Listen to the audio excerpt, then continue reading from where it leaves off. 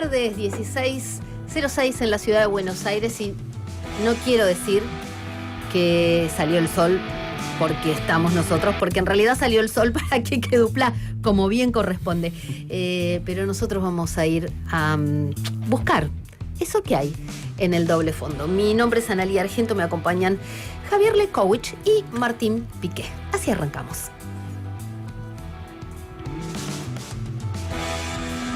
Doble fondo, donde el periodismo evolucionó.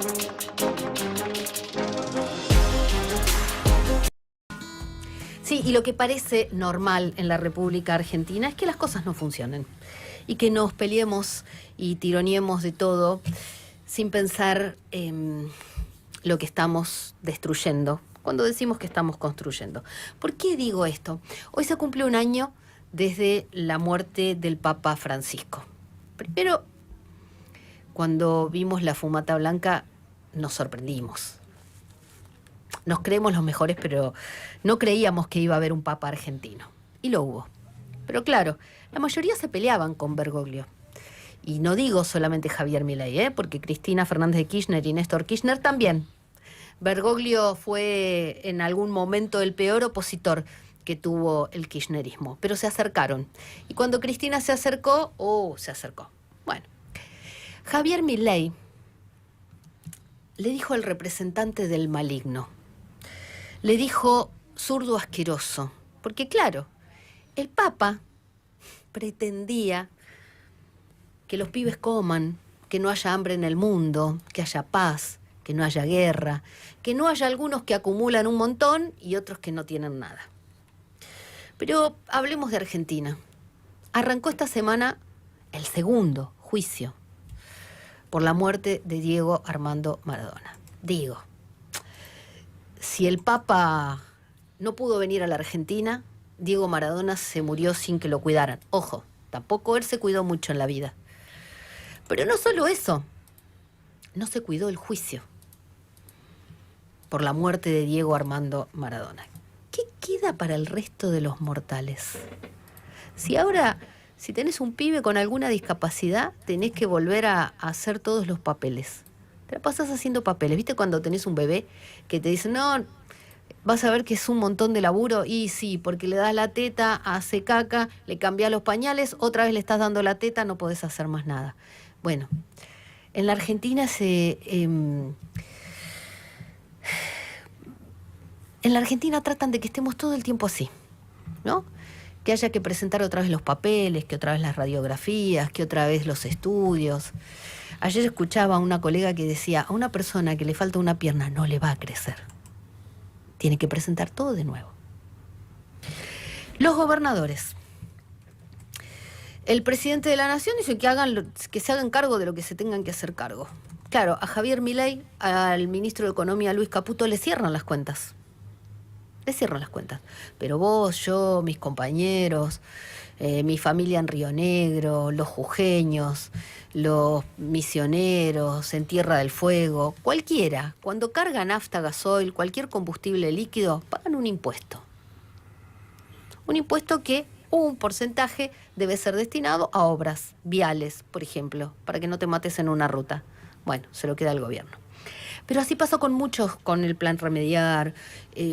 Y ahora pasa, se están tironeando. Mirá, se están tironeando. Sandra Petovelo con el gobierno de Axel Kicillof por la asistencia alimentaria en las escuelas.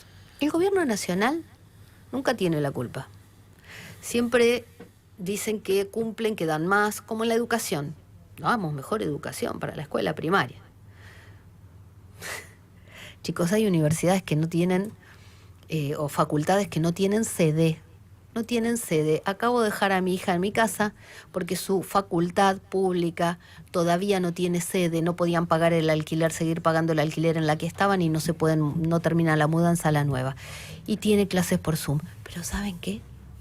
Se cortó la luz. Porque también todos los gobiernos te dicen, hay que sincerar las tarifas. Las sinceramos y las pagamos. Y después te cortan la luz. Bueno. Después me acaban de llamar para pedir disculpas. No hago un caso personal, pero digo, si queremos sacar a la Argentina trabajando, si queremos que los chicos estudien, por lo menos que los servicios que pagamos estén. ¿Por qué digo esto? Porque hoy, por ejemplo, otra vez el gobernador de la provincia de Buenos Aires, Axel Kicillof, fue a la Corte Suprema. En este caso, ojo, no es por el reclamo por los alimentos, ¿eh? Eso fue ayer. El capítulo de ayer fue un intercambio epistolar. Petovelo, levanta el teléfono, habla con el Cuervo Larroque, arreglen. Los pibes tienen hambre y son chicos, bonaerenses. No importa si son bonaerenses, si son correntinos, si son entrerrianos y son amigos de Frigerio. Bueno, son bonaerenses y tienen hambre. Y no tendrían hambre si hubiera trabajo para todos, por ejemplo. Pero en los últimos 2 años se perdieron 300.000 puestos de trabajo y cerraron más de 20.000, 24.000, después le pregunto bien el dato a Javier, empresas, las pymes. De todo eso vamos a hablar hoy. Bueno, no soy Ezequiel Ataucha, así que te voy a decir la cifra que le deben a la provincia de Buenos Aires, según reclama la provincia de Buenos Aires. 15.000 millones de millones, o sea, 15 billones. Lo que se reclamó hoy en la Corte Suprema es la deuda por las jubilaciones. Las 13 provincias que no transfirieron reciben, o recibían, mejor dicho, mensualmente transferencias de Nación. Hace 2 años las cortó Javier Milei, además de que había deuda. Con algunas provincias se arregló, Santa Fe, Córdoba, La Pampa, Chubut, arreglaron cómo va a ser el arranque de los pagos que no están haciendo, pero no es, porque el otro día lo anunciaban, no es de buena onda, porque todos los gobernadores van a la Corte Suprema, porque en la Casa Rosada y en el Ministerio de Economía no les dan bolilla, por eso después llegan a acuerdos. Probablemente acá tenga que haber un acuerdo, ¿eh? En algún momento le van a tener que soltar la plata a Kicillof, porque si ya lo hicieron con Córdoba, Santa Fe, Chubut. La deuda de los jubilados, así que los pibes sin morfi, los jubilados sin plata.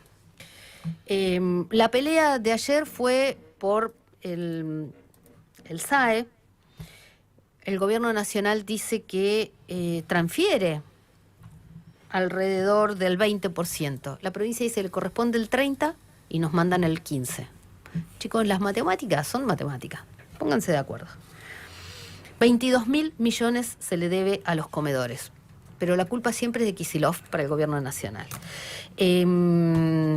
La oposición también le reclama a Kicillof. Estaba viendo ahí a Diego Valenzuela, por ejemplo. Pero bueno, por suerte Milei hoy recordó que le pidió perdón al Papa y el Papa lo perdonó. Pero chicos, después las obras son acciones.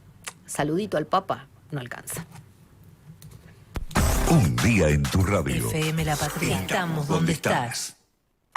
Café de los Patriotas. Las mejores pizzas y empanadas al horno de barro. Comidas caseras, shows en vivo, eventos y la calidad de los patriotas. Seguinos en redes como @Café de los Patriotas. Agenda nuestro número de WhatsApp 11 53 22 67 69. Estamos en Nicasio Oroño 2200, esquina Cuchacucha, La Paternal. Café de los Patriotas. FM La Patriada. Ponele OK al pulgar para arriba y dale clic a la campanita. Y no te pierdas nada. Escuchá y mirá FM La Patriada. FM La Patriada en YouTube. Estamos donde estás.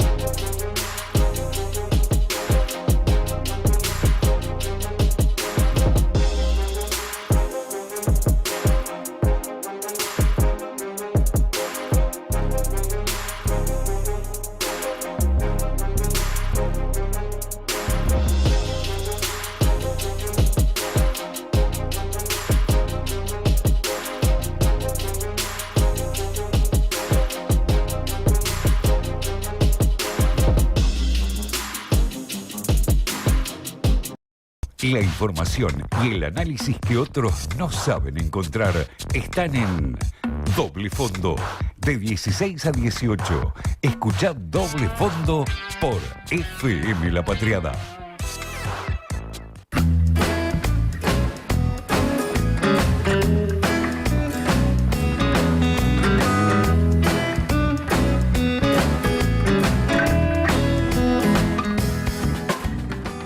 Y acá estoy rodeada de caballeros que, como ayer no... sí hubo fútbol, pero no nos afectó a ninguno de nosotros.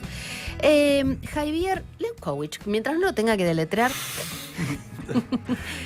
¿Qué está pasando? Hay visitas, ¿no? En Argentina. Hay visitas, al parecer, desde hace una semana.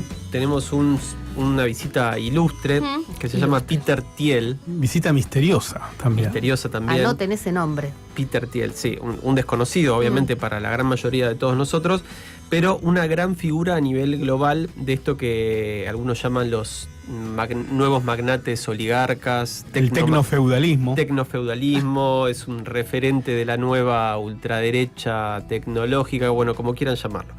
El tipo está hace una semana, al parecer fue a ver el River Boca. Porque que es tipo un Elon Musk, ponele. Es como una especie de Elon Musk, una cosa así. Es el fundador de PayPal, ¿no? Es el cofundador de PayPal, exactamente. Sí. Es un tipo pesado. Gana plata. Y también otra empresa que se llama Palantir, que es muy peligrosa. Sí, que es una de las empresas más importantes de recolección de datos, con mucha relación con la CIA, con el Pentágono, etc. Entonces les traje Palantir, que en realidad su socio, que se llama Alex Karp, el socio de Thiel, sacó hace poco una especie de panfleto que se llama La República Tecnológica. Les leo un par de puntitos porque son bastante... ¿Nos tenemos que agarrar de algo para escucharlo? Mira, dice: Silicon Valley le debe una deuda moral al país que hizo posible su ascenso, o sea, a los Estados Unidos. Ya dice moral y ya me suena a... Superioridad moral. Todo tiene superioridad moral, a full. Sí. La élite ingenieril de Silicon Valley tiene una obligación afirmativa de participar en la defensa de la nación. Así que ahí sí, agárrate. Después dice, un palo ¿cómo se llama? A Apple. Dice: debemos rebelarnos contra la tiranía de las apps. ¿Es el iPhone nuestro mayor logro creativo? El objeto ha cambiado nuestras vidas, pero ahora también puede estar limitando y constriñendo nuestro sentido de lo posible. Que es un competidor, sacará un nuevo teléfono. Exacto. Les leo una más, que esta es fuerte. Sí. La era atómica está terminando. Una era de disuasión, la era atómica, está terminando. Una nueva era de disuasión construida sobre la inteligencia artificial está a punto de comenzar. O sea, ahora la disuasión no va a ser por quién tiene la bomba atómica, según estos muchachos, sino por quién tiene la inteligencia artificial más poderosa. Claro. Me acuerdo cuando Cristina Fernández de Kirchner hablaba de los fierros mediáticos. No, ya se descuidaron. Bueno, ahora es la IA. De la ley de medios se decía eso, que quedó vieja casi inmediatamente por la evolución tecnológica, ¿no? La ley de servicios de comunicación audiovisual. Las redes. Sí. Bueno, todo esto, este muchacho se reunió al parecer con Santiago Caputo, se va a reunir con empresarios. Obviamente hay una vinculación ideológica muy fuerte con el gobierno de Milei, así que veremos. Y además es la inteligencia aplicada a la guerra, ¿no? En la guerra de Irán hubo usos de la inteligencia artificial para la selección de blancos, algo casi sin participación humana, ¿no? Para dirigir los bombardeos, etcétera. Sí, les quiero decir que el periodismo en algún momento ya no va a tener participación humana. Disfrutemos este momento. Ayer alguien me decía que se da cuenta cuando los redactores se escriben con inteligencia artificial. Sí. Me da algún grado de confianza en el futuro del periodismo que haya una persona que lo detecta. Yo detecto porque a veces quedan párrafos, por ejemplo. Sí. La inteligencia artificial... ¿Es el nuevo Rincón del Vago? Sí. Claramente. La inteligencia artificial resume, por ejemplo, algo que salió publicado en el boletín oficial. Sí. ¿No? Y, copia y pega.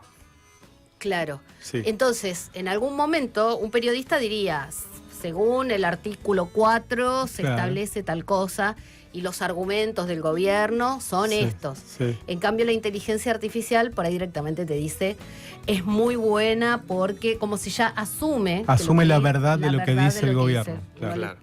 No pone distancia. Exacto. Sí, ayer habíamos adelantado, Analia, me está señalando, le cuento, Sí. los que no nos están viendo por YouTube, que me señala, entonces sé que tengo que empezar a hablar. Es su turno. Exactamente.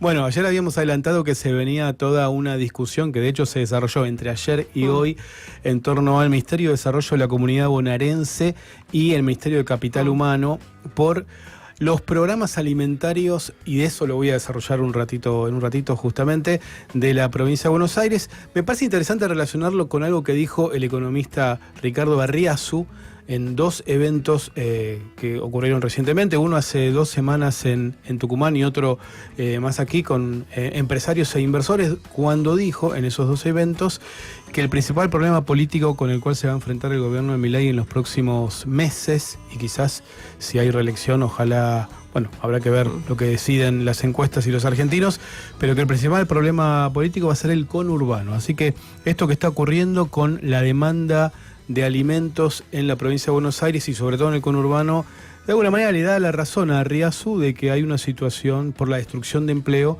muy grave en la provincia de Buenos Aires. En un ratito les vamos a ir contando porque hoy hay una misa que arranca a las 17 en la Basílica de Luján para recordar al Papa Francisco. Victoria Villarruel va en modo presidenta porque está en ejercicio, Claro, va a estar la Axel presidenta. Kicillof, va a estar Martín Menem. Ya Sí. pasó un año, ¿no? Ya pasó un año. Qué fuerte. Sí, Sí. muy fuerte. Bueno, nuestro compañero Javier, a las patadas me dijiste. Sí, Entraste a las patadas acá. a las patadas. Pero no me refería como entré yo, por suerte, sino Gracias a Dios. a la política que está aplicando el gobierno en general respecto de todos los institutos de ciencia y tecnología y en particular respecto del INTI, que bueno, hoy fue noticia porque hubo una asamblea muy grande, porque la asamblea fue convocada en realidad porque la semana pasada el Ministerio de Desregulación que conduce Sturzenegger emitió una resolución en donde derogó cerca de 900 servicios que el INTI presta normalmente a las pymes industriales. Y lo hace, claro, a un costo más bajo de lo que lo podría hacer el sector privado. Eso se llama hacer política industrial. Es el Instituto Nacional de Tecnología Industrial. Muchas ¿no? gracias, sí. Claro. Que sirve para un montón de cosas, aunque Si me pongo- muchos no lo Claro. sepan. Si te pones el traje de Sturzenegger, podés decir, ¿para qué vamos a tener un INTI si estamos desmontando la industria, no? Exacto. Claro. Me parece que esa es la lectura, porque más allá, obviamente, de los puestos de trabajo y de la cuestión fiscal, me parece que este ensañamiento del gobierno respecto del INTI habla mucho de su política, de cuestiones bien de fondo, ¿no? de la mirada respecto del país que tiene el gobierno y del rol de la industria. Perdón, y del rol de control del Estado. Porque, Totalmente. digo, si desarmas el INTI, que las empresas tienen que hacerse cargo de determinados controles, se autocontrolan, por ejemplo. Y en algunos casos se eliminaron controles Aparte. también. Pero bueno, lo concreto es que el INTI tenía unos 3.100 personas de personal, personas de personal suena un poco redundante, pero bueno, la plantilla era de 3.100 personas al final del gobierno de Alberto. El INTI, perdóname, decías Sí. controles. ¿Hace los controles de calidad como el SENASA para los medicamentos y los alimentos? ¿De los Hace productos industriales? ¿Qué controles hace el INTI? Y por ejemplo, el control del aire acondicionado, el consumo energético. Bueno, después en estos días circuló mucho el control que hacen en los surtidores de nafta para que te carguen la misma nafta de la que te cobran, y así un montón de cosas.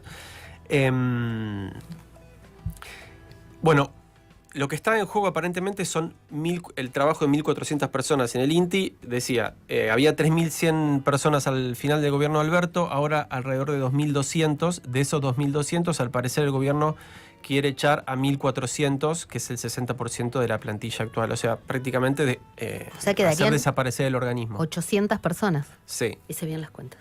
sí, Sí, sí. exactamente. Por eso ATE, que es el sindicato, me imagino, estatal Sí. que agrupa más trabajadores del INTI, está preparando también un paro nacional, etcétera, ¿no? ATE convocó hoy la Sí. protesta, que fue bastante masiva, pero también hubo comunicados de parte de medios, digamos, de trabajadores de alto o de mediano alto rango del INTI. Claro, que están en Este, otros gremios, debe ser. O tal vez no están agremiados, pero bueno, se manifestaron muy en contra de la política que está llevando adelante el gobierno. Lo mismo, una curiosidad que por primera vez en todo este tiempo de acoso sobre el INTI, una entidad empresaria salió a bancar, lo cual es una rareza, no debería serlo, pero es una rareza, que esa pyme salió ayer con un comunicado bancando al INTI. Así que bueno, veremos Lo que pasa es que si vos bajás determinados controles, eso también atenta contra la competencia, ¿no? Porque si vos sos una empresa que cumplís determinados parámetros y viene otro que es un poco también lo que se habla sobre las importaciones y demás, ¿no? Sí. Sí, y además, por ejemplo, me contaban que el INTI, por ejemplo, para empresas muy chiquititas que no tienen por ahí la capacidad financiera o la estructura como para montar un laboratorio propio, para hacer sus propias mediciones, no solo para cumplir con los requerimientos legales, sino para además saber qué están haciendo, cómo manejar sus materiales y demás. Entonces apelaban al INTI y usan los laboratorios del INTI. Esos son los servicios, esos son los servicios que ahora se están dando de baja, y algunos de ellos tendrán que ir a conseguirlos al mercado a un precio más alto, si es que el mercado les interesa prestar esos servicios, porque tal vez no le interesa, no es rentable, etcétera. Entonces, por detrás del tema del INTI, además de la cuestión de las fuentes laborales, bueno, aparece la industria de vuelta, ¿no? Claro. Bueno, un poco también lo que está pasando en el INTI está pasando en el Servicio Meteorológico Nacional, que algunos dicen, bueno, pero si total vemos en las web, ¿saben quién le da los datos a todas esas web que ustedes consultan? El Servicio Meteorológico Nacional. Hay una campaña de algunos comunicadores, colegas, contra los trabajadores y trabajadoras del Servicio Meteorológico Nacional. He escuchado a algunos profesionales de la comunicación diciendo que no le pegan nunca. Yo me pregunto, quizás es demasiado conspirativo, Analía, pero ¿estarán preparando el terreno para que después sea más fácil vaciarlo? Siempre se deslegitima para después justificar, como ¿no? hacía Neustadt. ¿te acordás? Sí. Algunos de ustedes por ahí eran muy chicos. Sí. 11 22 34 96 72. Nos pueden mandar su mensaje, nos pueden escribir o nos pueden mandar un mensaje de voz. Yo acá ya estoy... Mirá, Martín Piqué, tengo mensajes para vos. Ahora te muestro porque es la tapa de un libro que me mandaron. Sí. Ya volvemos. Buscanos en YouTube, FM La Patriada en YouTube. Para vernos y escucharnos, no solo tenés la programación de la radio, también tenés notas exclusivas. Entrá al canal de FM La Patriada, ponele OK al pulgar para arriba y dale clic a la campanita. Y no te pierdas nada. Escuchá y mirá FM La Patriada. FM La Patriada en YouTube. Estamos donde estás.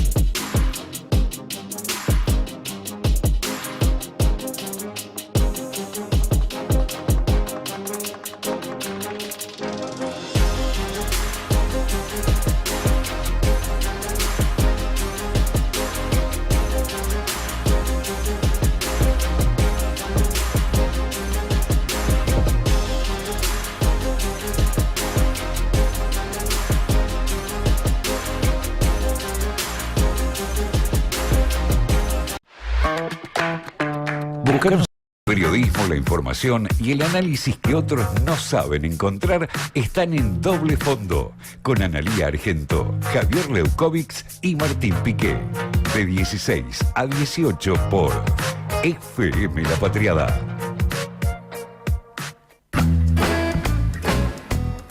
Bueno, Milei volvió a cantar, ¿no? Está terminando su gira hoy por Israel y ahora me voy a fijar, ya debe estar en viaje, ¿no? Pero quédense tranquilos que volvió a cantar libre. Si me vieran la cara. Bueno, hay presidentes, hubo uno que tocaba la Pobre guitarra. Nino Bravo. Otro, pobre, sí. Bueno, 11 22 34 96 72 y nos vamos a conversar con Raúl Utín, que es empresario textil. Justo es uno de los sectores, después vamos a hablar de quiénes ganan y quiénes pierden con Javier. Sí. Es uno de los sectores que está perdiendo y por goleada en contra, podríamos decir. Raúl, buenas tardes. ¿Cómo le va? Analía Argento, Martín Piqué, Javier Leukovich, los saludamos. ¿Cómo le va? Buenas tardes a los tres. Un gusto poder saludarlos y, por supuesto, saludar a la audiencia. Gracias por llamarme. Bueno, lamentablemente lo llamamos no para charlar, qué bueno, no. Lo llamamos para charlar de cómo están las cosas. Ayer Javier daba la balanza comercial, que para el gobierno es positiva, pero claro, en sectores, el textil no. ¿Cómo están trabajando? ¿Qué porcentaje de la capacidad instalada? Mirá, el mes de febrero fue el colmo de la caída. Se trabajó al 25% de capacidad instalada. Ahora ya recuperamos un poquito y en marzo estuvimos en el 32%.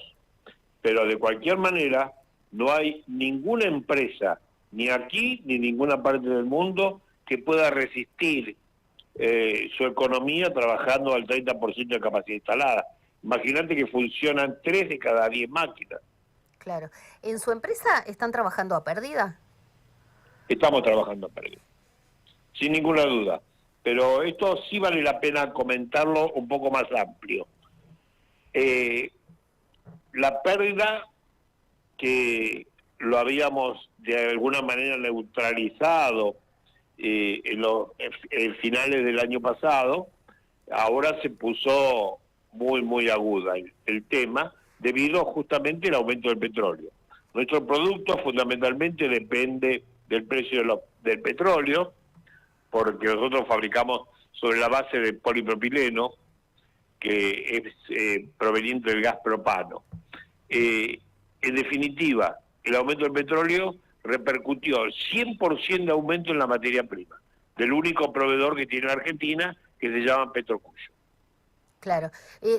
Su empresa arrancó en 1950, ¿no? Es una empresa familiar. 30 de noviembre de 1950. Bueno, usted... Por supuesto, yo soy segunda generación. Eso le iba a decir, usted era un niñito, no sé ni si había nacido.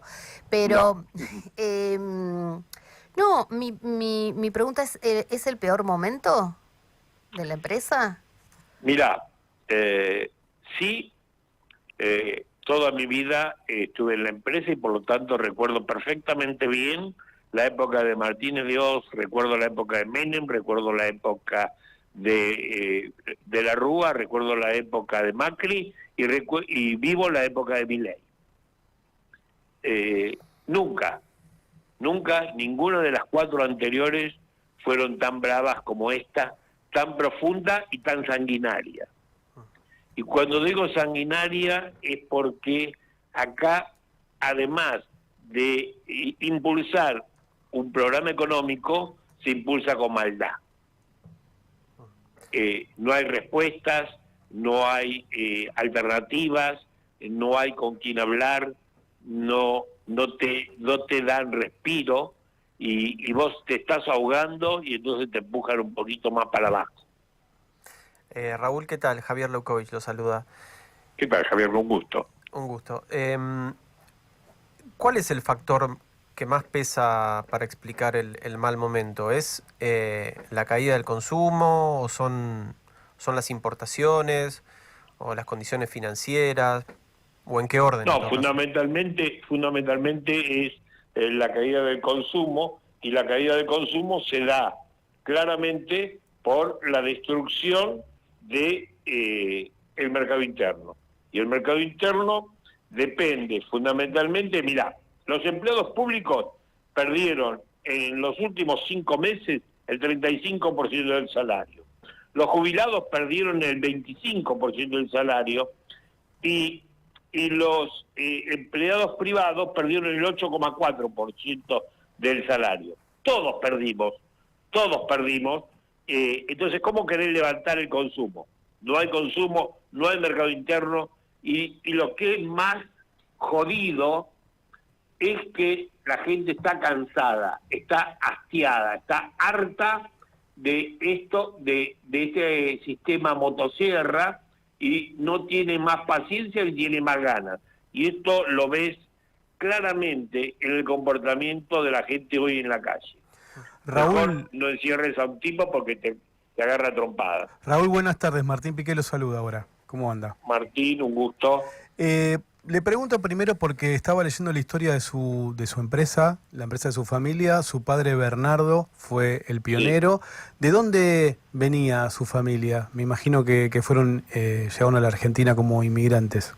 No, mi papá es entrerriano, era entrerriano. Ah, bien, de Entre Ríos. Y estoy leyendo justamente a partir de la historia de su textil, de su empresa, una nota del cronista del 2010 donde dice que aplicaban un método japonés que le permitía a la fábrica de ustedes competirle a los chinos. ¿Eso fue un sueño que se pudo sostener? ¿Es posible tener el nivel de competitividad del sudeste asiático, que ya no es solo China, o es imposible para las textiles argentinas? Cuando hablamos del sistema japonés, yo tuve la suerte de ser invitado por el gobierno japonés a estudiar en Japón y viajé en el marco de la visita de Alfonsín a Japón. Opa. Vos no te debes acordar de eso porque sos muy joven, pero... Muy joven. Éramos chiquitos. Javier no había nacido. Pero bueno, Alfonsín fue invitado a Japón y el gobierno japonés nos preguntó, en realidad nosotros le preguntamos cómo se hizo este milagro japonés y el gobierno japonés nos contestó con trabajo y estudio y entonces nosotros le dijimos queremos aprender y nos invitaron. Y estudiamos en Japón y el método japonés traté de aplicarlo por supuesto en mi fábrica. El problema es que aquí no hay continuidad de proyecto. Claro. Por supuesto que estoy en condiciones de competir con China y con cualquier otro país del mundo si tuviésemos las condiciones necesarias y suficientes. Ahora, ¿por qué? Porque yo tengo exactamente la misma máquina que se usa hoy en China. Viajé 4 veces a China, te puedo decir que son exactamente las mismas máquinas. Y nuestra gente tiene la misma capacidad que tienen los chinos y trabajan con eficiencia y con voluntad para hacerlo. ¿Cuál es el problema? Las cargas impositivas, los problemas de servicios, los costos de los servicios. Vos sabés que nosotros pagamos acá, por ejemplo, el gas el doble de lo que vale en Estados Unidos. Vos sabés que hoy se está pagando un interés bancario de 12 veces el interés que paga cualquiera de mis competidores. De otros países. Competidores de otros países. Claro, competidores de externos. Claro. Hoy estamos pagando el 5% de interés en dólares, mientras que cualquiera de los países que toman un crédito hoy deben estar pagando entre el 2 y el 3% anual, y nosotros lo pagamos mensual. Claro. O sea, esto es una locura, directamente es una locura, es un industricidio y nos está llevando a la ruina, no solamente a la industria textil, sino a toda la industria en general. De hecho, los automotrices, que yo te dije que nosotros estamos trabajando el 25%, la industria automotriz en el mes de febrero trabajó el 20%. Sí. Pero Raúl, sí. Ustedes en su empresa producen telas, ¿no? Telas, sí. O sea, no es que hacen ropa, hacen telas, pero telas de tapicería, telas como más plásticas, ¿no? No hacemos telas no tejidas. tela no tejida. ¿Y quiénes son sus clientes? Porque si cayó el consumo. Yo vi por ahí una fotografía de que hicieron la tela de los asientos del avión de Aerolíneas Argentinas. No sé si de todos los aviones. La seguimos haciendo, no la tela del avión, Sí. sino que para Aerolíneas estamos haciendo en este momento los apoyacabezas, hacemos las almohaditas y hacemos las sábanas de primera. Ah, bien. Y eso se sigue manteniendo. Y eso lo seguimos haciendo. ¿O cayó Hoy perdiendo plata, Ah. pero lo seguimos haciendo. O sea, Porque tenemos una licitación que vence el 30 de junio. Ah. Después del 30 de junio otra será el canto. Y tiene que presentarse otra vez. Y claro. O sea que Y depende. claro, y a otro precio. Porque cuando se hizo la licitación se tuvo en cuenta variables como la inflación o el aumento de los sueldos, pero no se tuvo en cuenta que el petróleo iba a pegar un salto del 100%. Claro, y si usted perdiera ese contrato, que mire, cruzo los dedos para que no, porque si ya está trabajando a pérdida y tiene que hacer un ajuste. No, nosotros tenemos 1.200 clientes, Sí, trabajamos 80 rubros distintos que van desde la confección al calzado, la industria del colchón, la industria automotriz o el agro. Porque, por ejemplo, en este momento estamos produciendo para los campos de Tucumán, Salta y Jujuy, para cubrir la cosecha de tabaco, con una tela que se llama tela antihelada. Ah, bien. No Entonces, para los hilos bolsa, para la helada. Porque No, para la helada. Es una tela muy livianita, pesa 17 gramos y va sobre la misma planta. Claro. La planta crece abajo. La que parece como una entretela blanca, medio transparente, ¿no? Como una tela de ¿no? Esa. Ahí. Exactamente. Sí. Exactamente. Bueno, amplias las posibilidades de la empresa si estamos en un país que crece. Por eso seguimos Claro. subsistiendo. Seguimos subsistiendo en función de que, bueno, se cayó la confección porque ahora viene todo de Shein de China. Claro. Se murió la confección. Sí, Bueno, le vendemos a los colchoneros, le vendemos al agro, le vendemos a la industria automotriz, le vendemos a alguien, siempre va a llevar. Inclusive la gente que hace disfraces para los chicos de la escuela. Ah, es divertida. Esa parte es la parte divertida. Raúl Lutín, muchísimas gracias por acompañarnos. No, por favor, podemos charlar horas si quieren. Un día lo traemos acá. Cómo no, con gusto. Muchísimas gracias, muy amable. 11 22 34 96 72, nuestra vía de comunicación. Nos mandas un mensaje, nos escribís. Ya estamos recibiendo algunos saluditos, ahora los vamos a leer. FM La Patriada en YouTube. Estamos donde estás.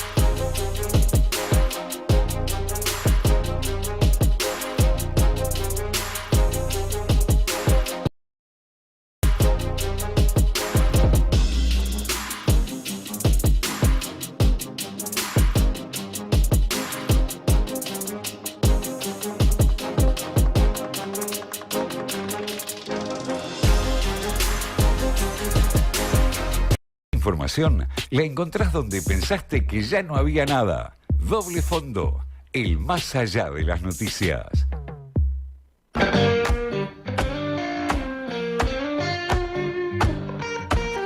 16:46 en toda la República Argentina, porque tenemos un solo horario. Sí, un solo uso horario. Exacto.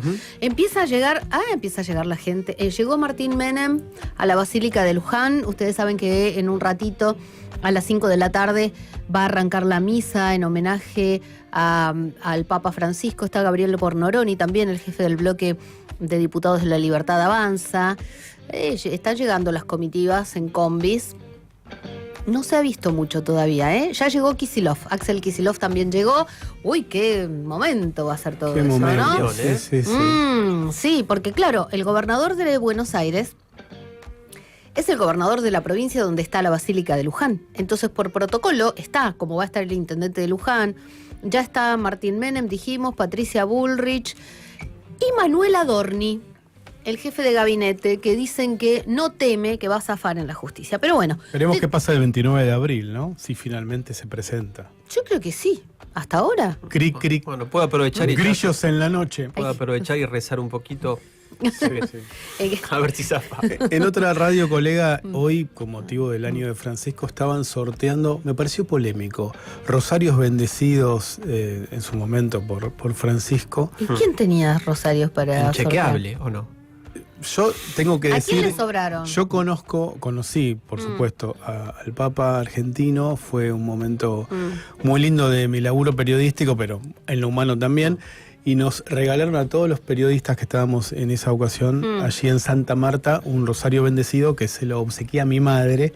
Y se lo agradezco al Vaticano y al Papa, el momento que significó para mi familia. Claro. Y sí.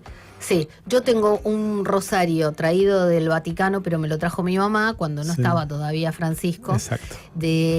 Mirá, hace como 20 años o más, Sí. mucho más, con perfume a rosas, y yo todavía se lo siento, porque se supone que están hechos con pétalos de rosas. Bueno, Sí, hay sí.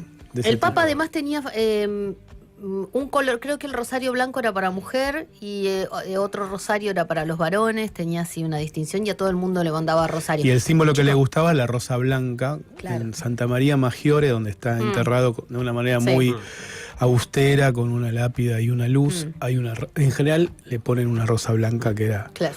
el símbolo que le gustaba. Bueno, pero hablemos de otra cosa. Hablemos de la provincia de Buenos Aires. Vos también. lo citaste, Sí, a Axel ahí está. Kicillof. Sí. Y yo decía en el arranque, que lo habíamos anticipado ayer, hay una situación alimentaria compleja en la provincia, que se enmarca en una situación compleja de la provincia en términos generales. Lo decías al inicio en la editorial, Analía, que estuvo el gobernador en los tribunales por la audiencia por los 2,3 billones que la provincia de Buenos Aires le reclama al Estado Nacional por la deuda de ANSES, justamente por esto que contabas de la caja de jubilación no transferida. 2,3 billones, por eso específicamente fue la audiencia del día de hoy, pero el propio Kicillof en las escalinatas de tribunales a los periodistas les dijo que el reclamo a través de 8 demandas diferentes de la provincia de Buenos Aires a la nación alcanza los 15 billones de pesos. Dijo, es una cifra inmensa que representa un tercio del presupuesto sancionado por año, dijo Axel o Kicillof, como les guste más. No, porque, 15 perdón, billones de pesos. Porque sí. el presupuesto es de 44 billones, o sea que 15 es un montón. Es muchísimo. Sí, en ese marco son 15, pero si se le suman, hay una cuenta que quizás, si ustedes me dicen, puede ser el inflador político o no, depende si nos Sí. ponemos malos o buenos, yo creo que tiene lógica. Ellos, el peronismo de la provincia de Buenos Aires, llega a reclamar o a decir que está siendo la provincia de Buenos Aires víctima de un recorte de 22 billones de pesos, no solo de 15, de 22, porque enumeran programas y transferencias intervenidas, obras públicas paralizadas y la incidencia que tiene para la vida económica de la provincia de Buenos Aires, la caída continua de la recaudación de la provincia por el ajuste nacional, la caída de la actividad, el industricidio, todo esto son productos de las medidas de Luis Totó Claro. Caputo. O sea, este es el contexto general. Esa cuenta es Sí. lo que le deben de programas que se cortaron o transferencias que no se hacen Y obras que se paralizaron. y después le suman los efectos colaterales del plan Exacto, económico. lo dijiste muy bien, muy didácticamente. Te entendí. Qué bien que explicás, Bueno, Martín Piqué. y vos me explicaste mejor todavía. Bueno, en este contexto general, la situación de las políticas alimentarias quedó bajo el foco esta semana. Ya venían habiendo algunos avisos, hubo una nota de una colega, Maru Dufard, en Infobae, después en la entrevista que le hizo Fontevecchia a Berbisky, y Horacio Berbisky también lo escribió en El cohete de la luna. Qué casualidad Anticipaba, sí. que Berbisky le tiró un palito a Kicillof. Claro, no es casualidad para nada, obviamente, pero anticipaba que se iba a suspender un programa que se llama Mesa, lo dijo tanto Infobae como El cohete de la luna, y efectivamente eso sucedió, pero vamos a explicar bien. En este contexto de restricciones presupuestarias de la provincia de Buenos Aires, nunca nos olvidemos que el 37% de los argentinos viven en la provincia de Buenos Aires, es la más perjudicada por la coparticipación y es la más perjudicada, esto ya es una opinión personal, pero creo que no me van a poder refutar, por las políticas de Milei. ¿Por qué? Porque tiene una estructura industrial, o sea, tiene una economía diversificada y está afectando de manera diferencial la desindustrialización a la provincia de Buenos Aires. Entonces, en este contexto,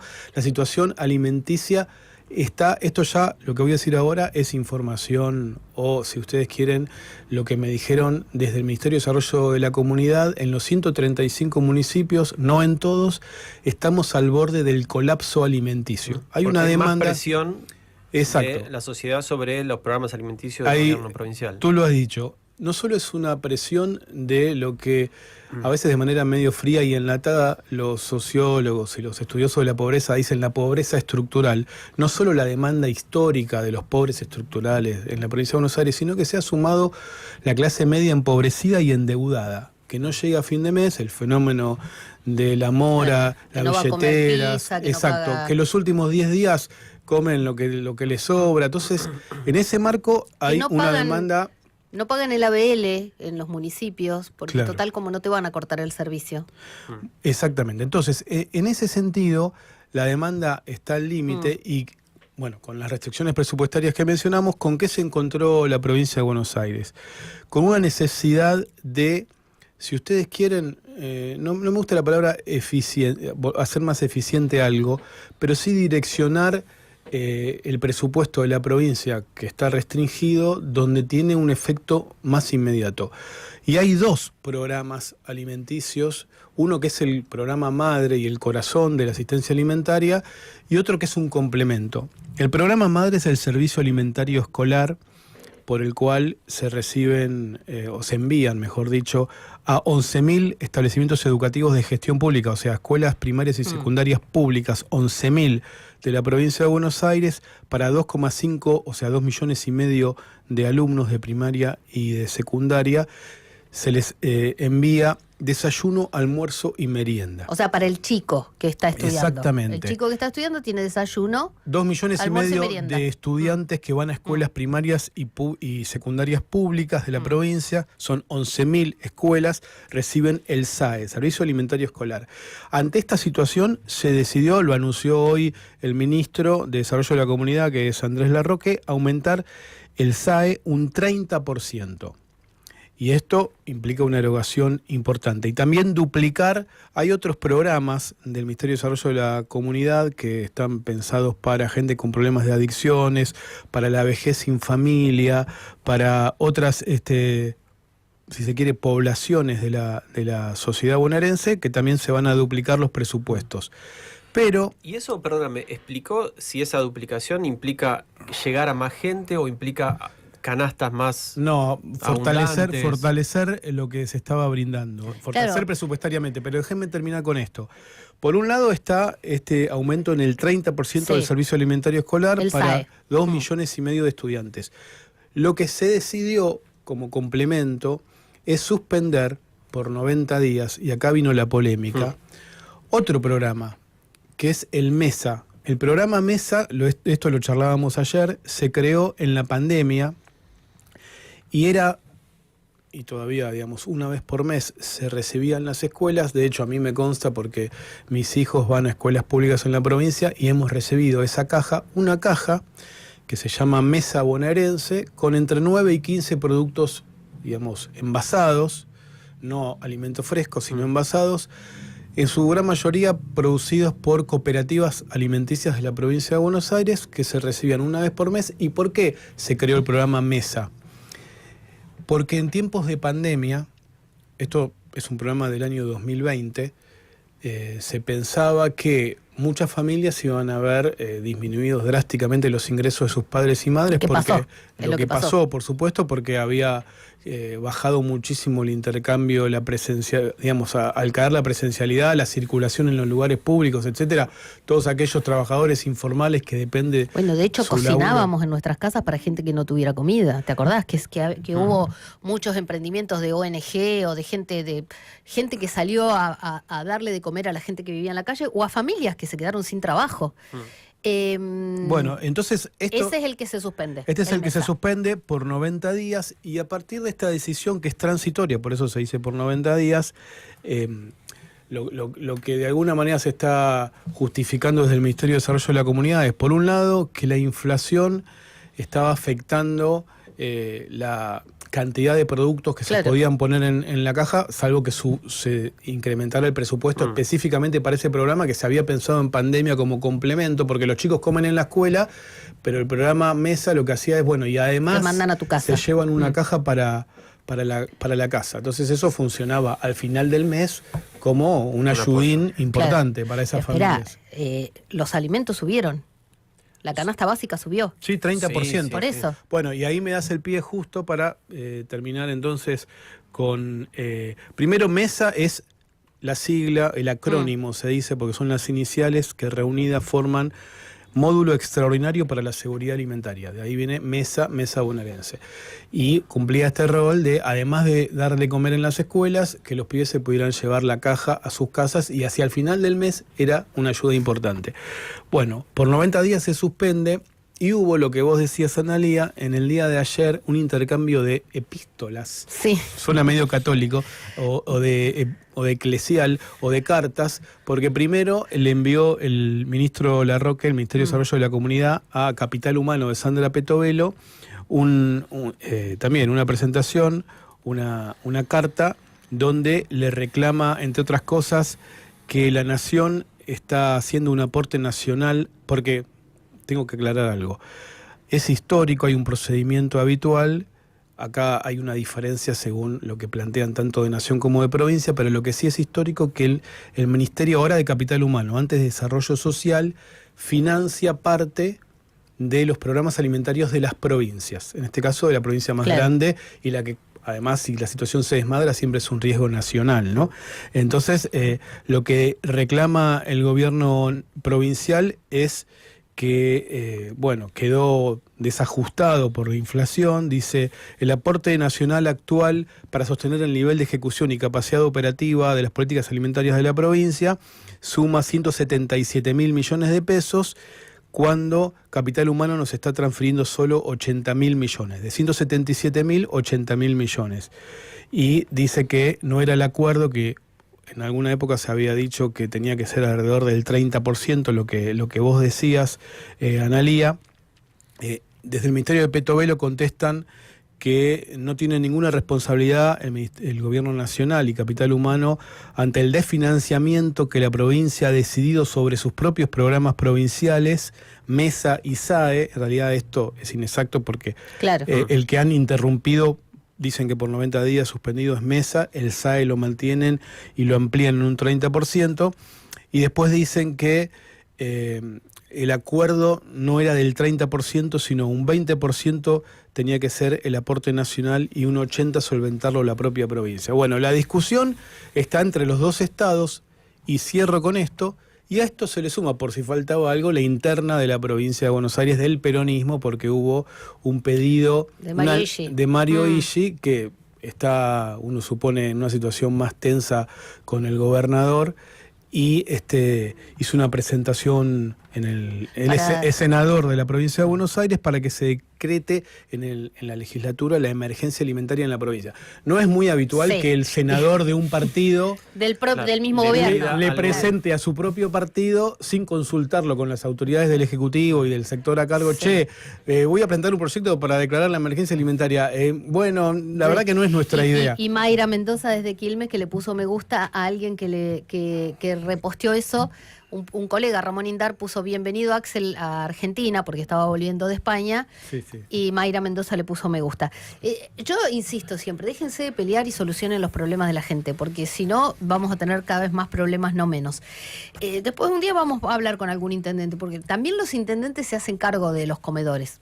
El otro Ayer día estaba en hablamos con Pilar, un ex intendente. un exintendente. Sí. En Pilar, por ejemplo, Cato Poix. el intendente, en la gestión de Achával, Federico Achával, le dan la carne a los comedores. Pollo, carne, ¿viste? Como lo más sustancioso. Porque todo el mundo tiene que estar ayudando en este momento. Se suele decir que Pero es bueno. el primer mostrador del Estado, Sí. la intendencia. Sí. Igual a mí lo que me parece con el otro, el mostrador el grande, es que cuando Sí. es algo que ajusta el gobierno nacional, tienen la habilidad de presentarlo de una manera que parece que es bueno, aunque sea un recorte. ¿Viste? Y en cambio en provincia te justifican, te explican, y en Claro. Nación te dirían, eficientizamos, sacamos, Es no una sé cuestión qué. moral. ¿Viste? Claro.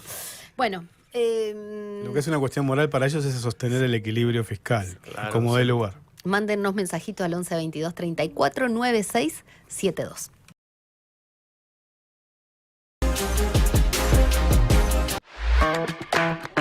Búscanos en YouTube, FM La Patriada en YouTube. Para vernos y escucharnos, no solo tenés la programación de la radio, también tenés notas exclusivas. Entrá al canal de FM La Patriada, ponele OK al pulgar para arriba y dale clic a la campanita. Y no te pierdas nada. Escuchá y mirá FM La Patriada. FM La Patriada en YouTube. Estamos donde estás.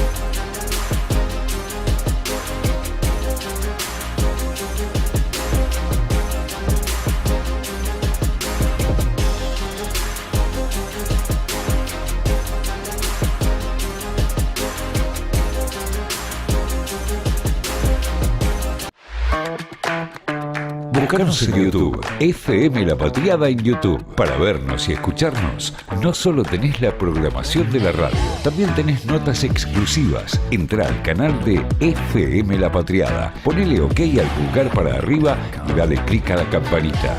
Y no te pierdas nada. Escuchá y mirá FM La Patriada.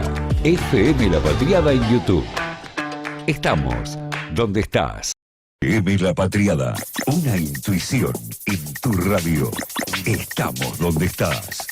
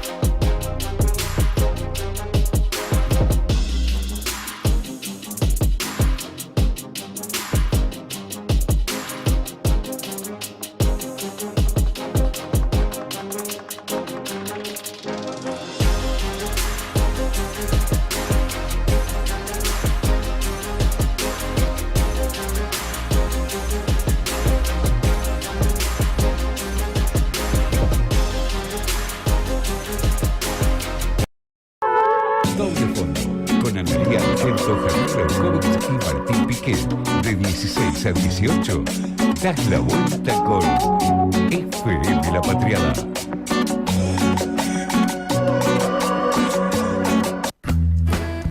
Ayer arrancaba el programa leyendo un texto que escribió nuestra colega y amiga Miriam Lewin. Lindo texto, ¿eh? Lindo Muy bueno. texto, sí. Varias personas me comentaron y en varios chats que se compartió ese texto se comentó. Y dijimos, ¿por qué no la llamamos? Y acá está Miriam Lewin con nosotros. Miriam, ¿cómo te va? Analía, Javier, Martín. ¿Qué tal? ¿Cómo les va? Un ¿Cómo gusto andás? hablar con ustedes. Ahí te hemos puesto Hola. una foto Hola, muy Miriam, bella. ¿qué tal? Y encima hoy muere Luis Puenzo. Sí, encima. Encima. Parece increíble los golpes a la cultura, ¿no? En medio de este contexto, además gente tan comprometida con la cultura, irse en este escenario tan adverso, este escenario tan cruel, Claro. con todo lo que tenga que ver con derechos, ¿no? Después te voy a preguntar algo a raíz de lo de Luis Puenzo, pero primero, ¿por qué escribiste ese texto? Porque viste que ayer muchos, como que a Brandoni se lo disputan, hay una parte de la derecha que dice como, este hombre de la cultura es nuestro. Y entonces preguntándole a otros, por ejemplo a Pablo Echarri, ¿qué opinás de la muerte de Brandoni? Y él en un gesto... que digamos lo elogia mucho, elogió a su vez a Brandoni y su carrera. Y entonces a mí me pareció muy importante que vos ayer hayas escrito eso. ¿Qué te movió a hacerlo? En principio no es una situación que yo no haya narrado antes. Hay un libro del 2001, Ese infierno, conversaciones de 5 mujeres sobrevivientes de la ESMA, que publicamos en la Sudamericana de Gloria Rodríguez, y en un contexto bastante adverso, porque justo bien salió el libro y en agosto del 2001, ¿no? O sea, en ese momento se perdió un poco en medio de la crisis, pero es un libro muy interesante donde nosotros narramos 5 mujeres, en realidad 6, porque una participaba a distancia, el contenido de reuniones donde reflexionábamos sobre nuestra vida cotidiana dentro del campo de concentración. Y lo hacíamos inadvertidamente siendo 5 mujeres. Claro. Digo inadvertidamente porque convocamos a varones y los varones nos dijeron que no se acordaban de nada. O sea, que no se acordaban ni qué comíamos, ni cuándo nos bañábamos, ni qué sábanas usábamos o dónde dormíamos, ni cómo nos vestíamos, ni cómo nos relacionábamos entre nosotros. Bueno, esta escena la narramos en una de nuestras charlas, porque es un libro dialogado. Tiene algunas partes de texto, pero un libro dialogado.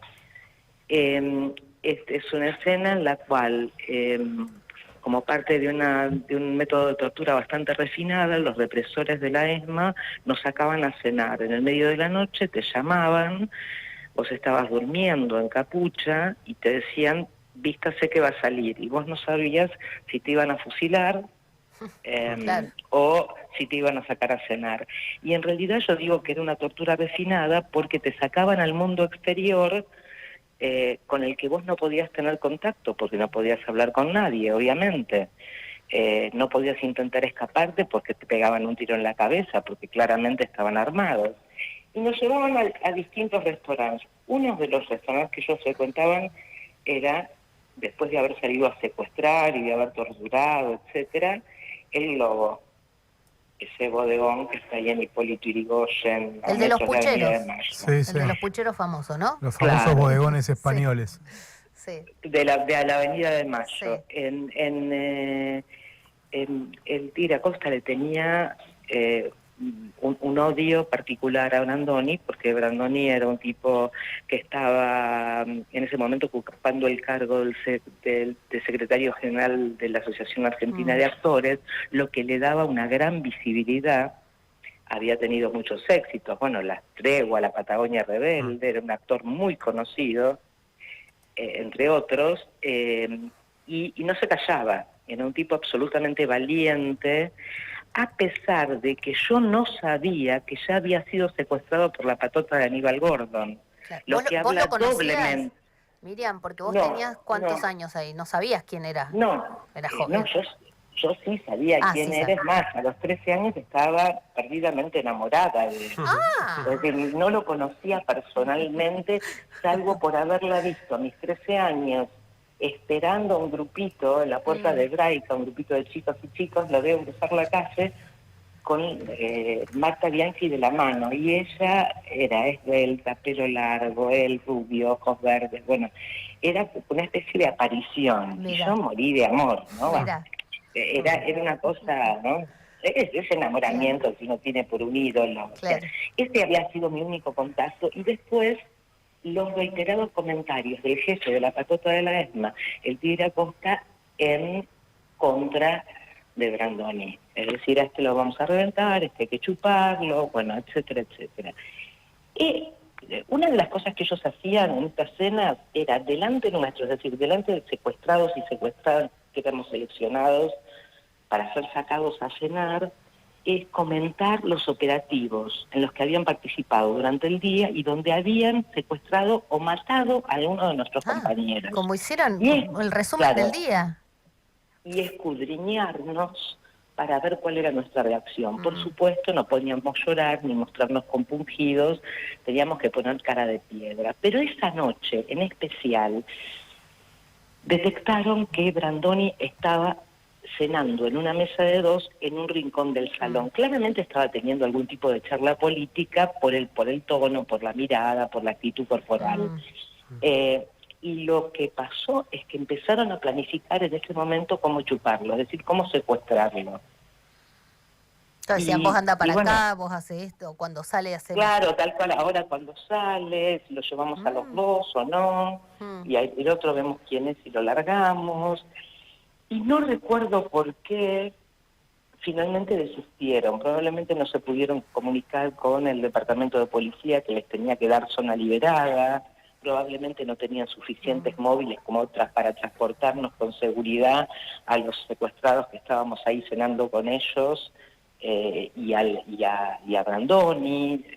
No sé por qué desistieron, pero en el interín, y hasta que desistieron, yo recuerdo la desesperación y cómo miraba fijamente a Brandoni, esperando que él cruzara la vista con la mía como para hacerle algún gesto, que se diera cuenta de que algo peligroso estaba pasando. Esto finalmente no pasó. Miriam, ¿qué tal? Martín Pique te saluda, ¿cómo andás? ¿Qué haces, Martín? Bien, ¿vos llegaste a contarle esto personalmente a Brandoni?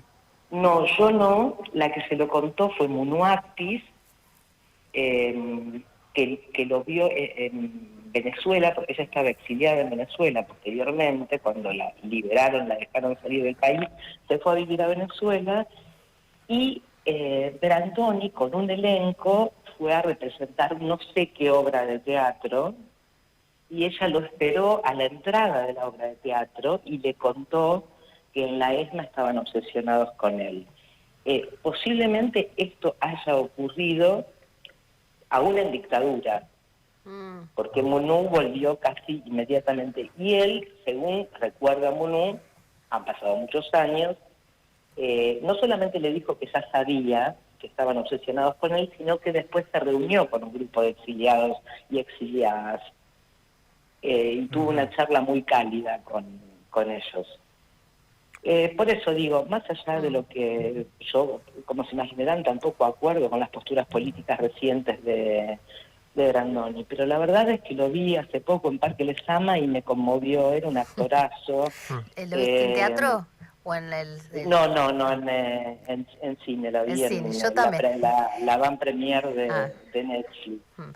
Lo vi personalmente, se movía con bastante dificultad, hubo una ovación cuando entró a la sala, se movía ya con bastante dificultad, a pesar de que estaba lúcido porque habló, y lo que a mí me parece es que un tipo que se enfrentó a las amenazas de la AAA, se fue del país y volvió, lo secuestró Gordon y siguió hablando, Editorial Atlántida y todos los medios pro dictadura le apuntaban sus cañones constantemente, y el tipo se quedó, siguió hablando, aprovechó su visibilidad, aprovechó la fama que tenía y el prestigio que tenía para enfrentarse a la dictadura, y bueno, chapó.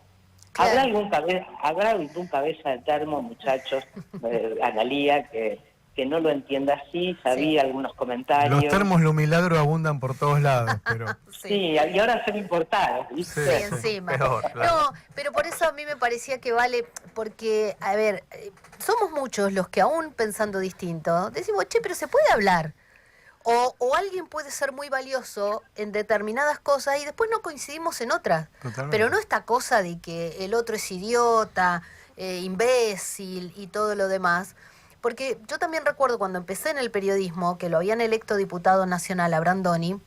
Y viste que a veces hay como una cosa de que los actores, porque también hubo veces que la política fue a buscar a los famosos para... Pero era, bueno, y un En poco tiempos de Menem era Claro. muy habitual. Bueno, y esto era en tiempos de Menem. Y yo me acuerdo que iba los viernes al Congreso y por ahí el único que estaba era, o había 2 o 3 diputados, y uno era Brandoni, Sí, sí. que iba a laburar todos los días. Sí, también como la diferencia entre... Una cosa es la diferencia política y otra cosa es la honestidad que también le reconoces al Claro. otro en lo que piensa, que puede ser o no parecido a lo que vos pensás.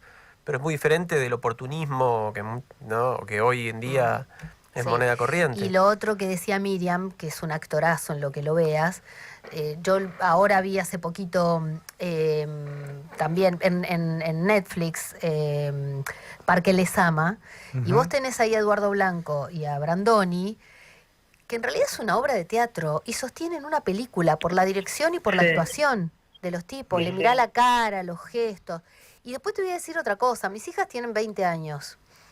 Y ayer me dice, no, mamá, ¿viste que murió Brandoni? Yo las miré. Y ¿ustedes saben quién es Brandoni? Obvio, mamá, ¿cómo no vamos a saber quién es Brandoni? Vimos Sí. nada, por ejemplo, ¿no? Empezaron a tirar. Claro. Digo, hay montones de generaciones que lo vieron actuar. Y aparte estuvo activo hasta último momento, Claro. o sea, estaba en el teatro. Claro, ¿no? estaba en teatro.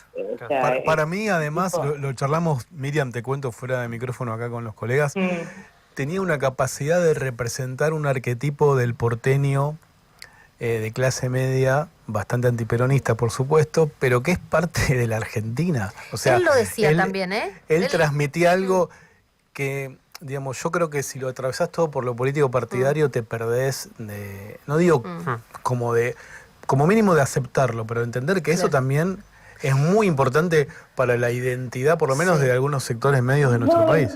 Total. Y además es arte, a ver. Totalmente. Ni hablar. Picasso era un machista, violento, se conocen cosas horribles de cómo trataba a sus mujeres, pero a mí me sigue emocionando el ver Guernica, que te diga. No sé, también hay que separar, pero en este caso... La famosa esto la obra del iba- artista. Claro, iba con las películas de Woody Allen. Ahora, en este caso iba aunado, porque lo que yo te estoy diciendo no te hacía en el escenario o en la pantalla. Claro. No era que solo actuaba Claro. de revolucionario en la Patagonia rebelde y después en la vida real era un hijo de puta. No, el tipo Bueno. se la jugaba. Y se jugaba la vida. Bueno, En el yo momento, estoy- en el peor momento, claro. Claro. Y después otra cosa, Miriam, él, ahora que estamos todos viendo entrevistas de él, en una entrevista decía que la famosa escena que todos ponemos en los tapes que hacemos en la tele y que se repite, la famosa escena de las 3 empanadas, que a ellos los había entristecido esa escena, Sí. ¿no? claro. Porque era de una miserabilidad y recién hablan, ¿no? Y entonces, como decir, che, pero tenían una cosa humana también de... esa escena mostraba el lado HDP de una persona que Claro. fue, mira, Sí, en sí, 3 sí, empanadas sí, y él sí. se estaba comiendo una de las 3. Y termina hablando de la miseria digna, como Claro. bueno, aceptando. No, tremendo. Y después, Sí, la miseria claro. digna. Pero además él le preguntan, y se podía haber dado dique, como se suele decir, o chapa, de que se fue una ocurrencia de él, de que una inspiración del momento. Él dijo, no, estaba en el guión, como Claro. que no se apropió de algo que era muy divertido, el chiste, Sí, Claro. sí, sí. etcétera. Y lo otro, relacionándolo con Luis Puenzo, el director de La Historia Oficial, porque también en esos años que vos decís se jugaban la vida, Miriam, y vos sabés más que nosotros. A ver, por ejemplo, para hacer La Historia Oficial, hace poquito hablaba con algunos de los que trabajaron en la película y decían, nos apurábamos a hacerla porque pensábamos que por ahí venía otro golpe Claro. y no íbamos a poder terminarla. Mirá. ¿no? Sí, sí. Y habla del robo Sí. de identidad en aquellos Sí. años. Porque ahora Sí. hay cosas que para nosotros son más fáciles, hay cosas que no, pero hay muchas cosas que sí. Nunca me voy a Sí. olvidar. Igual la tenemos bastante difícil. Sí, ahora sí igual. hay cosas que sí. Sí, sí, Sí. yo me acuerdo la escena, era bastante niño de Alterio agarrándole los dedos con la tremendo. puerta a Norma Leandro y era como el rostro de la dictadura.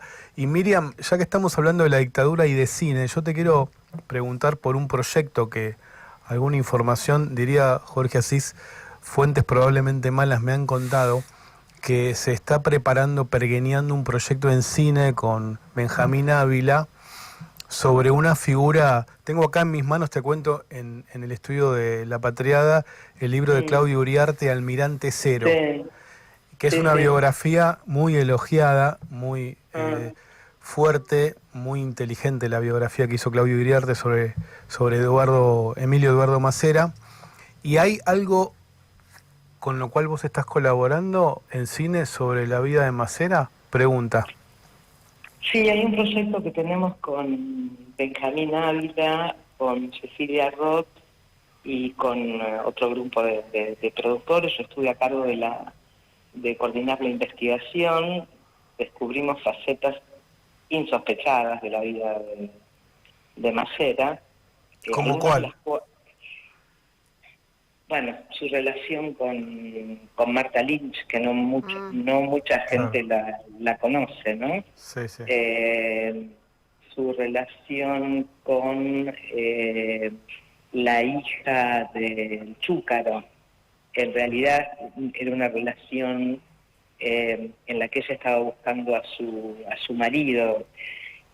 Hay un sinnúmero de escenas y de circunstancias que lo pintan como el ser humano que era, un ser humano deleznable, pero bueno, como dice Hannah Arendt, no son monstruos, a pesar de que indagando en la vida de Macera uno termina de pensar que sí, que algo de monstruo tenía, ¿no? Yo tuve la desgracia de conocerlo personalmente ¿Sí? ¿Lo conociste dentro de la personalmente? ESMA, Mirá. pero era muy hábil. Tenía un discurso muy bien articulado, además de que tenía gente que le escribía sus discursos, pero era un tipo inteligente, ¿no? No era un lector de solapas como el Tigre Acosta, tenía cierta formación y eso se le notaba. Si ustedes lo escuchan argumentar en el juicio de las juntas, te pone la piel de gallina. Lo solían definir como el más peronista de los marinos, y la Marina siempre fue antiperonista. Sí. Sí, eso es verdad, pero eso era porque él, como un vampiro, quería absorber toda esa sapiencia del peronismo, incluso financió un plan de desarrollo energético que estuvo a cargo de Adolfo Silenzi de Estañi, porque él quería convertirse en el nuevo Perón. Él consideraba que él era un negro carismático, canchero, que tenía la capacidad de heredar el ascendente popular, el apoyo de masas que tenía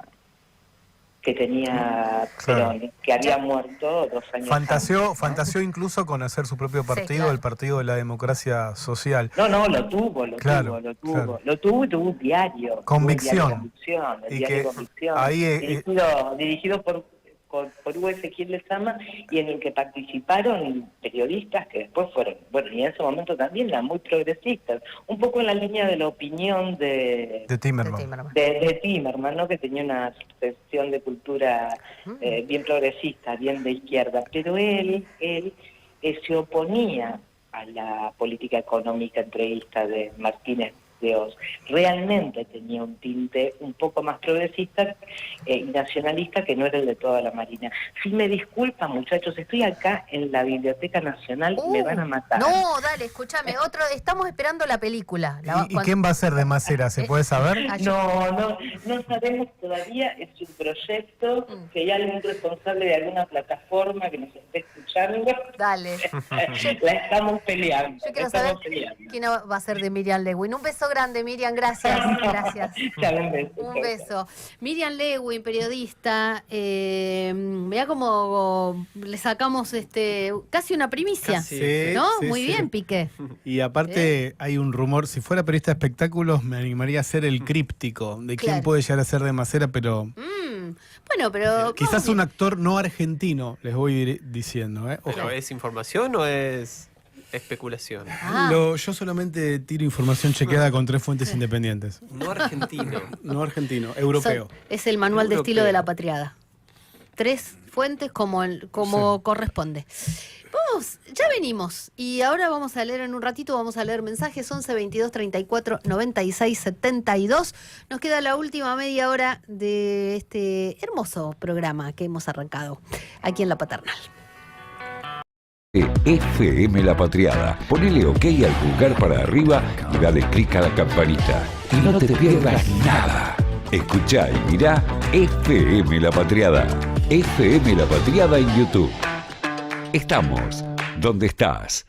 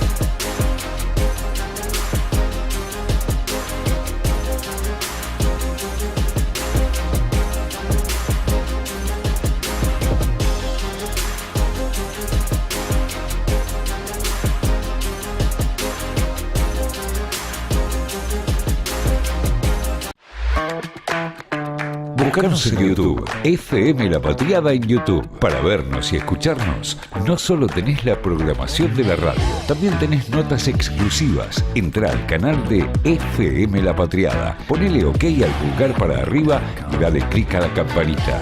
Y no te pierdas nada. Escuchá y mirá FM La Patriada. FM La Patriada en YouTube. Estamos donde estás.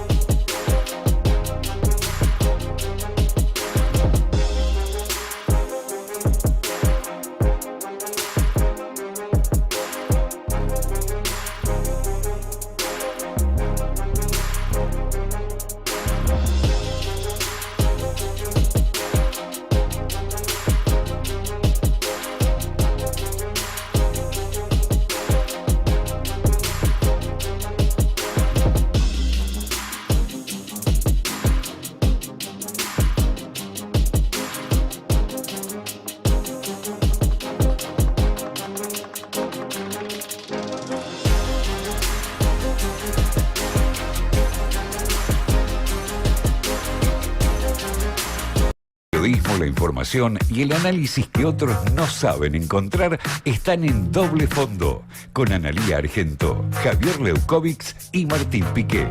De 16 a 18 por FM La Patriada.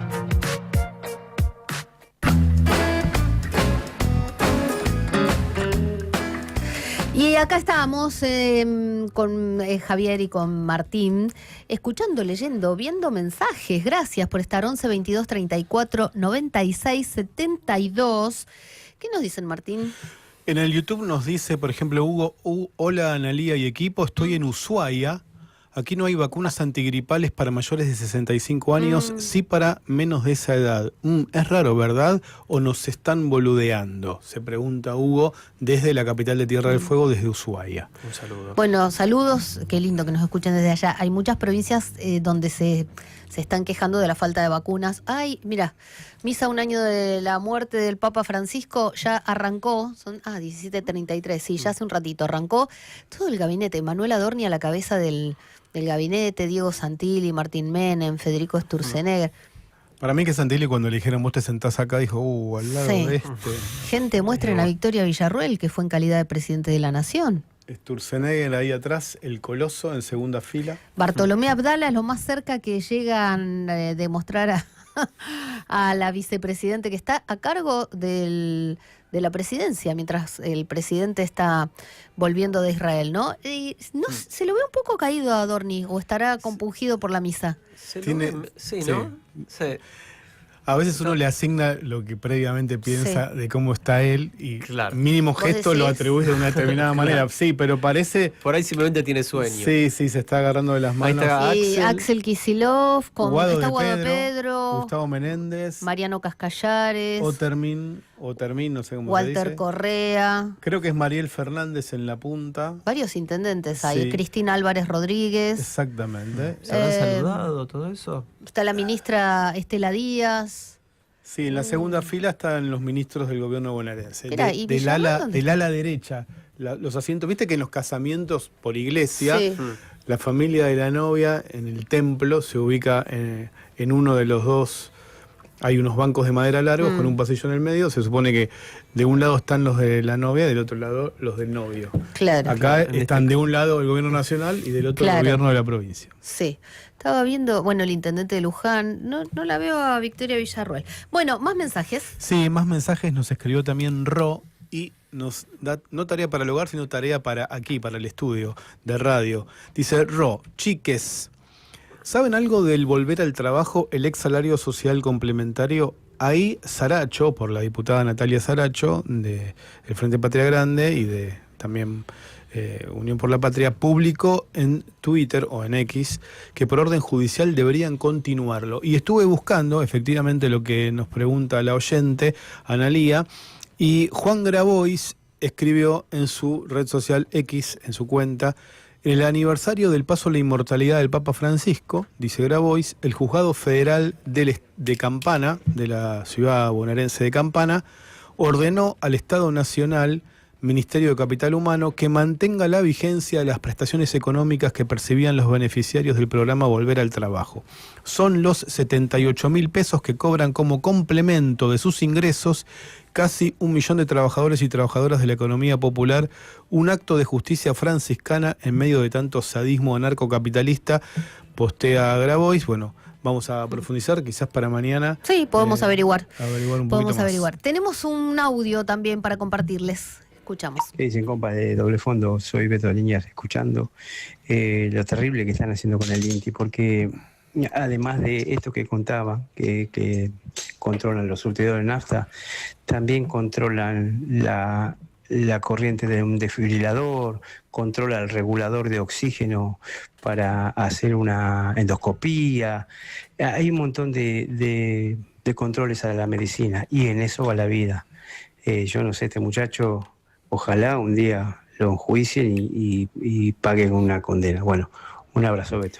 Gracias, Beto de Liniers. Y tenemos ¿podemos mostrar la imagen, la tapa del libro? Mira, te mandan esto, Martín Piqué.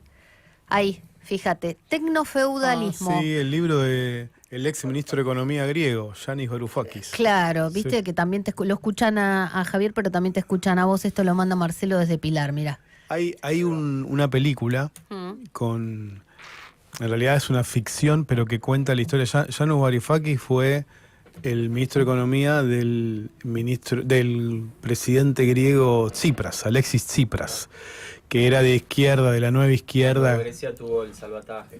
Claro, y lo que cuenta esta película, que se llama Entre cuatro paredes, se las recomiendo, está en Netflix, es de un director griego que se llama Costa Gavras, es la historia de esa negociación con Christine Lagarde, la entonces titular del fondo, la anterior a Kristalina Georgieva. Muy, muy buena película, y hay un actor, porque Varoufakis integra la Internacional Progresista, es pelado, calvo totalmente, y es muy conocido por eso, es una figura, digamos, del progresismo europeo, y hay un actor que hace de él, otro que hace de Tsipras, otro que hace... Una actriz que hace de Lagarde. Está muy buena. ¿Cómo se llama la película? Entre cuatro paredes. Entre cuatro paredes. Está en Netflix. Ah, sí. la vamos a buscar. Sí, búscanla. Bueno, Javier Leukovich. Él lo dice, viste que lo dice como más rápido, Leukovich. Sí, ¿no? sí. Y son años, ¿qué te voy a Son decir? años, desde que naciste, claro. Prácticamente. Tenemos recién hablábamos con un empresario textil que la está peleando, la está remando. Que describió una situación muy complicada para el sector textil y otros sectores, ¿no? Que trabajan con el mercado interno. Y viene un poco a colación a lo que les vengo a contar. Y arranca con una pregunta, que es ¿cuánto aguanta esta Argentina dual? ¿No? Porque ayer se conoció el dato de balanza comercial, que es la diferencia entre lo que la Argentina le vende al mundo respecto de lo que la Argentina le compra en términos de bienes. Es un número o es una variable muy importante porque básicamente depende de eso la cantidad de dólares que andan dando vueltas en nuestra economía. En un contexto en donde el país sigue básicamente sin acceso a colocar deuda en el mercado internacional. Entonces, cuánto representa la balanza comercial explica bastante de cómo está la situación respecto del dólar, la estabilidad cambiaria y demás. Bueno, esa variable dio en marzo en marzo y por lo tanto en el primer trimestre del año un resultado sumamente excepcional. Son 5.500 millones de dólares, que la verdad que es un numerazo. ¿Sí? Sí, es un numerazo. Recorriendo en la serie histórica, digamos, de los últimos años, es el mejor número en la serie del INDEC. Y esto no contempla todavía el efecto positivo de precios por la guerra, porque se espera que a partir de los datos correspondientes a abril haya un efecto positivo por la exportación de combustibles, efecto positivo que en teoría va a superar a cierto efecto negativo que vamos a tener por el encarecimiento de las cosas que importamos, que son fertilizantes y que ahora se encarecen, ¿no? Fertilizantes y por los fletes de las importaciones. Los derivados del plástico, todo lo que es el plástico que es derivados del petróleo también. ¿No? Pero bueno, aún así se espera como un efecto positivo de precios que, ya te digo, todavía no se ve. Bueno, los productos que más exportamos en el primer trimestre, para variar, los productos primarios, trigo, soja, maíz, pero también minería. También hubo mejoras por el tema de energía, por supuesto, que es la gran estrella ahora, tanto por exportaciones de petróleo y derivados como por reducción de importaciones de gas. De hecho, de esos 5.000 y pico millones de dólares que dio de superávit comercial el primer trimestre, 2.000 millones provienen solamente de la balanza energética, lo cual es un datazo. Entonces recuerdan que... Entonces, perdóname, Luis Caputo tiene razón con los meses que se vienen y esa cosa esperanzadora, casi eufórica, ¿o no? Bueno, ahí está la cosa. Para algunos. Claro, ahí está la cosa. Sí. La Argentina evidentemente muestra un comportamiento dual. Claro. Y esto, hay en la literatura económica en los años 60 se popularizó mucho un concepto que era el de stop and go, los ciclos de stop and go, que eran ciclos recurrentes de crisis y arranque, que básicamente pasaba siempre lo mismo, que es que cuando después de una crisis cambiaria la Argentina todo se iba al tacho, volvía a crecer y junto con el crecimiento de los salarios, de la ¿Está actividad, relacionado con la restricción externa, el stop and go? junto con el crecimiento del empleo, de los salarios, de la actividad, etcétera, finalmente se llegaba nuevamente al momento de la restricción externa, faltaban dólares, devaluación y volvía a arrancar el ciclo de stop and go. Bueno, si bien eso, obviamente que hubo modificaciones después de la dictadura, con todo el tema de financiarización de la economía y demás, el problema de la restricción externa sigue vigente hasta nuestros días, con más y con menos, ¿no? Bueno, ahora hay un gran debate alrededor de si el tema de vaca muerta aleja definitivamente el problema estructural que tiene la economía argentina, que es el de la restricción externa. En lo que va del año, hay un pequeño botón de muestra de esta situación, por esto que describí antes, ¿no? La balanza energética superavitaria, números muy buenos, y parece que se vienen también buenos números con la cosecha en los próximos meses. Ahora, lo que estamos viendo de curioso es que esta situación de alejamiento de la brecha externa, que siempre funcionó como un gran tope al crecimiento, convive con una pauperización absoluta de la situación social, ¿no? Claro. Y ahí es donde aparece un poco el modelo que el neoliberalismo en general y los libertarios en particular parecen apuntarle, que es el de la latinoamericanización, digamos, de la Argentina, ¿no? Que nos parezcamos a Perú. Claro. Pobres muy pobres y ricos muy ricos. Claro. Ponele, algo así. A mí, sería. desde el sentido común, para decirlo más fácil. no conozco muchos argentinos que se vayan a vivir a Perú como exiliados económicos, y sí conozco peruanos que se viven a Argentina. Entonces, si el milagro es Perú, da para desconfiar. Es raro, para desconfiar. Sí. Claro, normalmente la respuesta a esto, el problema estructural que dio, digamos, los sectores más vinculados al desarrollismo y demás, fue, bueno, que la industria exporte. Porque si la industria exporta, rompemos con este problema secular, ¿no? Ahora, si la industria exporta, logramos que, digamos, no solamente el agro provea las divisas, sino también la industria. Bueno, ahora lo que está pasando es lo contrario, es decir, bueno, que la industria muera. Sí. Y con eso, el empleo, bueno, a grandes rasgos, ¿no? Que se deteriore de tal manera la industria y con eso el empleo y los salarios, de tal manera que se profundice esta idea de la Argentina dual, que son un puñado de sectores que les va muy bien, que encima proveen dólares, con lo cual apuntalan la estabilidad cambiaria. Dólares al Estado. Claro, sí. proveen dólares y apuntalan la estabilidad cambiaria. Y eso combinado con la situación que describiste vos, Analía, en tu editorial del comienzo, con la del empresario textil, que es recortes a mansalva, la situación en el sistema educacional, de salud, el parate de la obra pública, la destrucción del empleo, etcétera. Vos, que sos economista, además de periodista, ¿podrías explicarnos quizás otro día, mañana? Hay un economista que citan mucho los libertarios, que es Schumpeter, que habla de la destrucción creativa, claro, ¿no? Que es un proceso virtuoso destruir lo que debe morir porque no es competitivo internacionalmente. Por ejemplo, la industria. Bueno, ¿no? pero es lo que dice Arriazu, Lo que dice Arriazu, Milei. está diciendo Lo que ha dicho incluso Mauricio Macri. el proceso de destrucción de empleos más acelerado, el de creación mucho más lento. Claro. En el medio va a haber que amacarse. Según él, va a estar complicada la situación Mauricio social. Macri también decía que cuando vos pones las cosas en orden, hay muchos que quedan afuera. Exacto, pero el punto que marcan muchos es que esa promesa futura, incluso, digamos, si se pudiera atravesar el desierto, que es este supuesto desequilibrio entre que, falta para que se cree, mientras tanto se destruye, hay digamos, mucha gente que estudió mucho el tema que dice que este modelo de un puñado de sectores ultracompetitivos nunca va a funcionar para la Argentina en los términos en que conocemos a la Argentina, es decir, con acceso a consumo, sectores medios, acceso a cultura, etcétera, ¿no?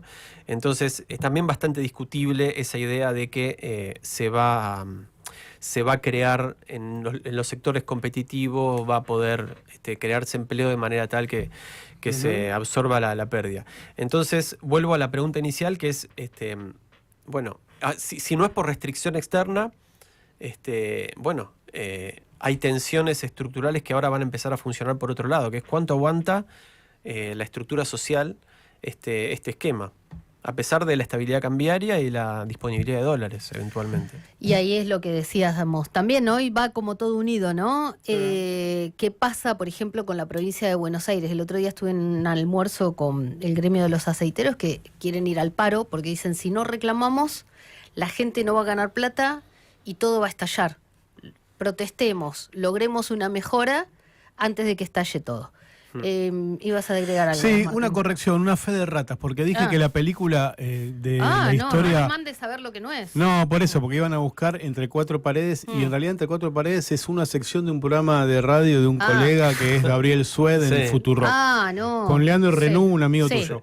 No es Entre Cuatro Paredes. Me confundí de el mobiliario de una casa. Diga. Es A Puertas Cerradas. A puertas cerradas, ahí está. ¿Y por qué? En inglés, el título de esta película, que se la recomiendo mucho, es Adults in the Room, Adultos en la Sala. Y en castellano se tradujo como A Puertas Cerradas. ¿Por qué se llama Adults in the Room? Porque esto es conocido. En la negociación están discutiendo en un momento Varoufakis y Tsipras defendiendo los derechos del pueblo griego para no tener que hacer un ajuste de austeridad, etcétera. Y Lagarde le dice, Christine Lagarde les dice, bueno, por favor, discutamos como adultos en la sala. Entonces le pusieron como título Adults in the Room, Adultos en la Sala, en castellano A Puertas Cerradas. Muy, muy recomendable. Un cacho de cultura y de información en el doble fondo. Ya volvemos. De la radio. También tenés notas exclusivas. Entrá al canal de FM La Patriada. Ponele OK al pulgar para arriba y dale clic a la campanita. Y no te pierdas nada. Escuchá y mirá FM La Patriada. FM La Patriada en YouTube. Estamos donde estás.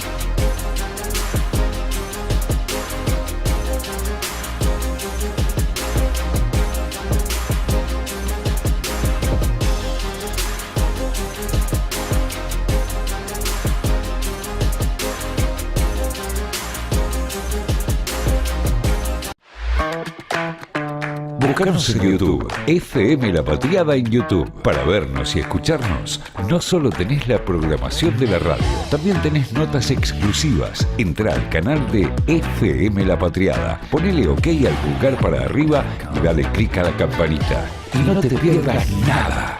Escuchá y mirá FM La Patriada. FM La Patriada en YouTube. Estamos donde estás.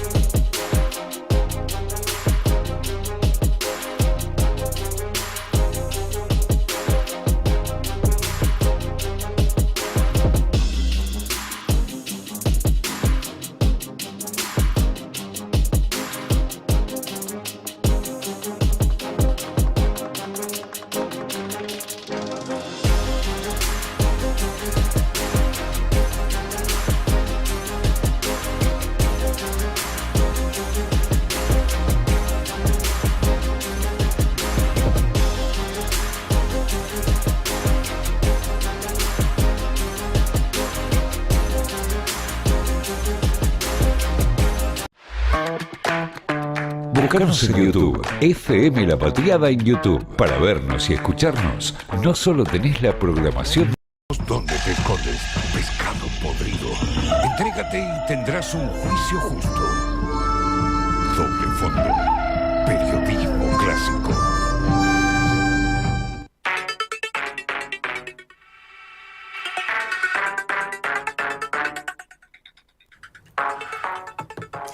Imagínense esta imagen, el presidente de la Nación aterrizando, Manuel Adorni acercándole una carpeta y firmando. Eso es lo que puede pasar en la madrugada cuando llegue el presidente Javier Milei desde Israel. ¿Por qué? Porque acaba de avisar, advertir, anunciar por redes sociales que mañana va a enviar la reforma electoral al Congreso. ¿Se acuerdan que con la reforma laboral hizo eso? Sí. Llegó y en Aeroparque firmó. Bueno, escuchen, eliminan las PASO. Eso es lo que quiere el gobierno. Es lo que quieren. Claro, hay se dice que no le alcanzan los votos. Habrá que ver cómo lo negocian. Sí, el PRO va a aceptar que no haya PASO y que no puedan y que haya dedo de Karina Milei. Bueno, primer punto, eliminación de las PASO. Basta de obligar a los argentinos a pagar internas de la casta. Preferible el dedo de la nueva casta. Eso lo agregué yo. Cambiamos el financiamiento. Se termina la política viviendo de tu bolsillo y del tuyo. Ficha limpia. Los corruptos afuera para siempre. Acá, viste, para que el macrismo no lo corra por derecha. Se acabó la impunidad, se acabó la joda. ¡Viva la libertad, carajo! Esto va a pasar en unas horas nada más. Quieren recuperar la iniciativa, ¿eh? Vienen de un mal momento. Claro. Toda una gestualidad de... Claro. Sí. Hoy en el Muro de los Lamentos quiso preguntar Elisabetta Piqué a periodista de La Nación, al presidente. ¿Mi prima? ¿Sí? No. No. Pero la quiero mucho, una gran periodista. Gran periodista, le quiso preguntar si rezó por el Papa Francisco, no le contestaba, y Karina Milei le habló a un custodio al oído y los empezaron a decir a correr para que no se acercaran. Bueno. La mejor vaticanóloga para mí de los medios gráficos. Sí, claro. ¿Qué viene en economía, Javier? Bueno, acá te cuento que recién el INDEC sacó dos informes que tienen dos datos interesantes y que refuerzan un poco lo que venimos hablando. Y lo dice el INDEC, ¿no?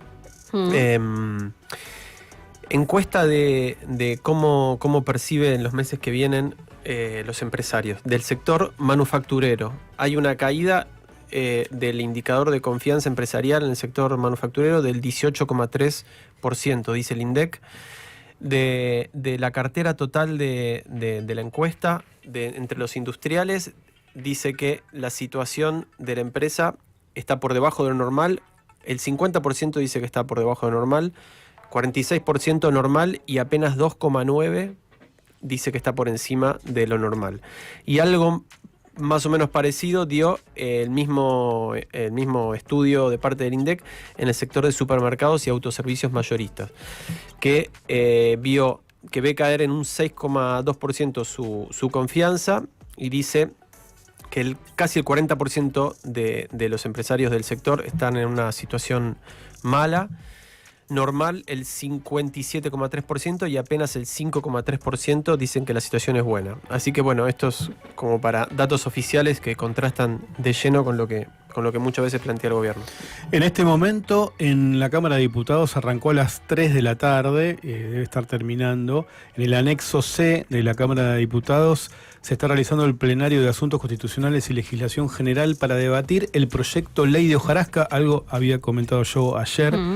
Está allí el segundo de Sturzenegger, el secretario de Desregulación, Alejandro Cacase, y el secretario de Transformación del Estado, Maximiliano Fariña, ambos integrantes de la cartera de Desregulación.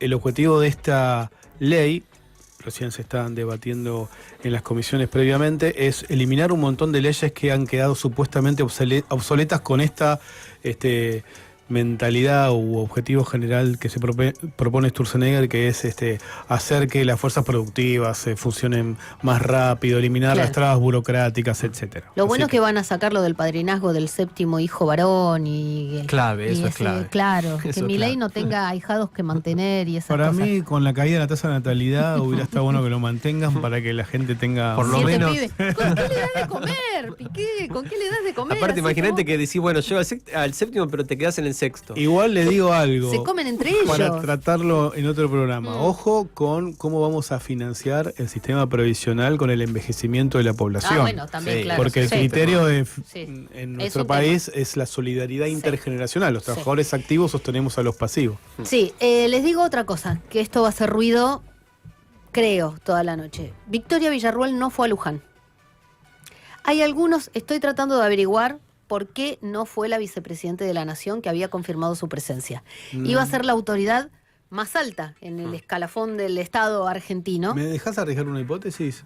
Y es esa, seguro. Porque fue Adorni, ¿puede ser eso?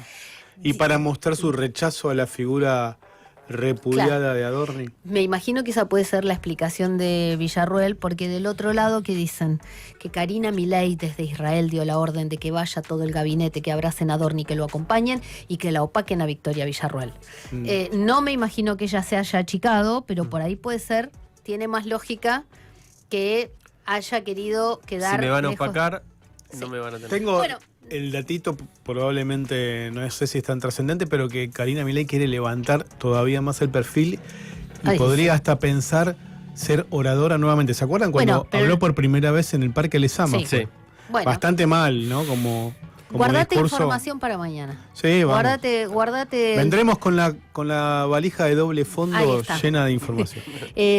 Gracias, Martín. Gracias, Javier. Quédense en FM La Patriada, porque ya viene Palo y a la Bolsa, un debate sobre el mundo del trabajo, la política y la sociedad, con Juan Pedro Gallardo, Adrián Cardoso y Martín Guerrero. Esto ha sido todo en doble fondo. Javier, Martín, Analía los estuvimos acompañando y mañana vamos a estar otra vez. Espectacular el budín, ¿eh? Ah, pero es que es comprado. Ah, bueno. Pero bueno, podemos. El mes que viene compramos otro. Mañana a las 4 de la tarde. Chao.